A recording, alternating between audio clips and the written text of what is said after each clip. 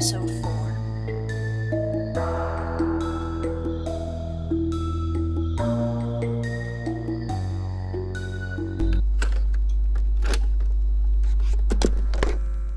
Krishna here, and today I'm not alone. I have a friend.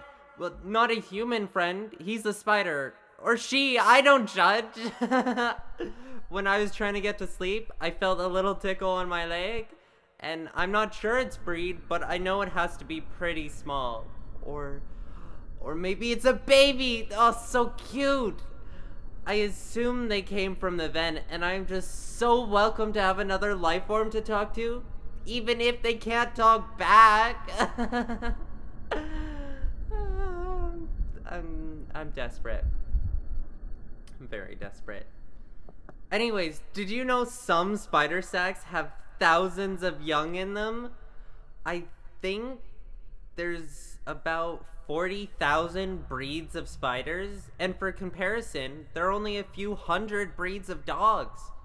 And so many people hate spiders or even are afraid of them, but like everything else, they're a beautiful creature put on Earth. The Earth is inherently a beautiful place filled with beautiful things. It's just some of those things you need to look a little harder at them to find the beauty in them. In my position, I'm happy to have a spider in my life. I'm happy to consider anything a friend. My time here has greatly humbled me, and I think that's good. I miss my old friends. Oh, I guess I shouldn't be vague. I miss Malaysia, and I've known her for so long that I find myself incapable of knowing life without her. I can't imagine a world where we didn't go to the same school and we never met, and I was alone. That story I told yesterday where the boy cut my hair, I never said how I got out of it. Malaysia ran over the boy's feet. Jeez, I still think I'm a bit embarrassed that I needed to be saved, but it's always Malaysia saving me. She's sweet and kind. Her skin is soft, her hands are smooth, and her fingernails are short, and she held my hands a lot. Sometimes to reassure me or to keep me close. Sometimes just to touch. I never minded. Of course I didn't. I'd do anything to hold her hands right now. I want to tell a story about how we met, but it would be a bit boring. But it's not like I have anything else to do, so we went to the same classes for a while. We didn't talk much, but we silently both knew that we were different from everyone else, and it was important. I think looking back on it, it isn't that important. The differences we had didn't really matter, but it mattered then, so we found each other mutually alone. Mutually alone? Almost sounds poetic, but maybe there is some poetry to it. There was no inciting event to our friendship. We were two people in the same place that needed the same thing, and we got it from each other.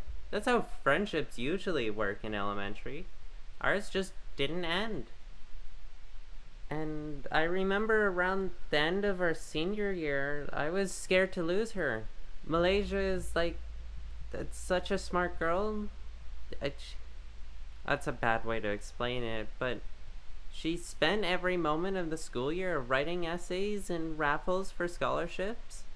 And she was so happy to be accepted into the college of her dreams.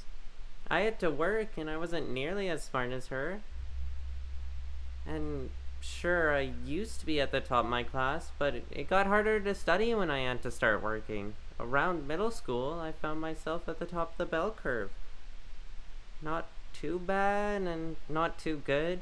Even if I got any scholarships, it wouldn't be enough to pay for a full ride, and my mom needed me working. She said I didn't need to worry. She said that we would call every day. I didn't believe her, of course. I thought she would just call for the first few weeks, and then once she found her people, she would call less, and I would become a symbol of her past. Well, she moved into the future. I didn't tell her that, though. But pluck my peppers. Am I glad that I was wrong? Every day she called. Every day. Sometimes not for long. Sometimes just to say goodnight because she had been studying for finals. And sometimes at 3 a.m., freaking out that it slipped her mind. But she called me every day. She never got to do anything with her degree. We lived in a small town and there wasn't much for astronomy. If you asked anyone what they would think it was the zodiac sign thing. Heck, I would have thought so too if she didn't make me wash my mouth out with soap for saying it. Yeah.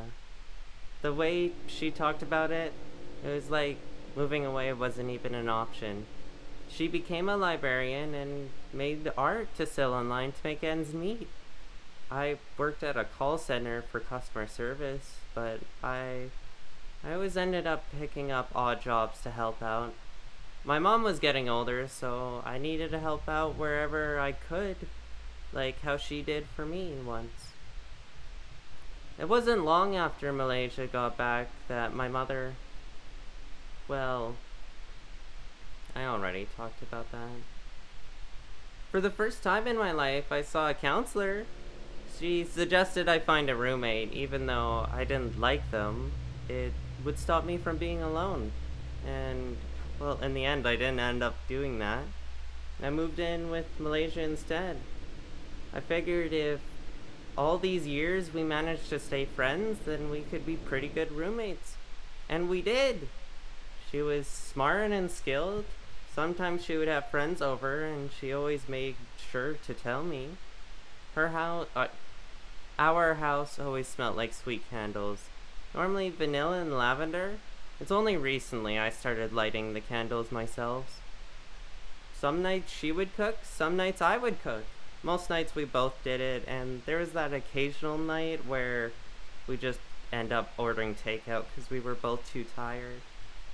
I also quit my job a while ago, so when I'm at home I clean and do chores. It doesn't take me that long, and I'm never behind, so I have time to spend with my other friends, my community, and I get home in time to make dinner and eat with Malaysia. Malaysia isn't friends with my friends. Like I said, she has her own group of friends, and I respect that. We are around people that are in ourselves, and we enjoy it. But I don't think she likes my friends, if that makes sense. Her friends come over to the house now and again to play D&D, and we share pleasantries and get along fine even if we don't talk much. But whenever I try to get her to be around my friends, she just freezes up. I guess she's a little shy. I know she doesn't like Santano though. I don't get why. Santano is one of the best people I know, and he's just beside Malaysia as my best friend. I don't think she's the jealous type. But I guess I could always be wrong. I think I'm gonna get back to digging. I think that's for the best. For everyone.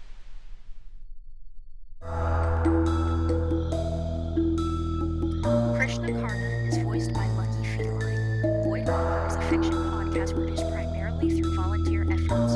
To support our work, visit our Ko-Fi. To hear news and updates, look for our social media in the episode descriptions. To contact us, email us at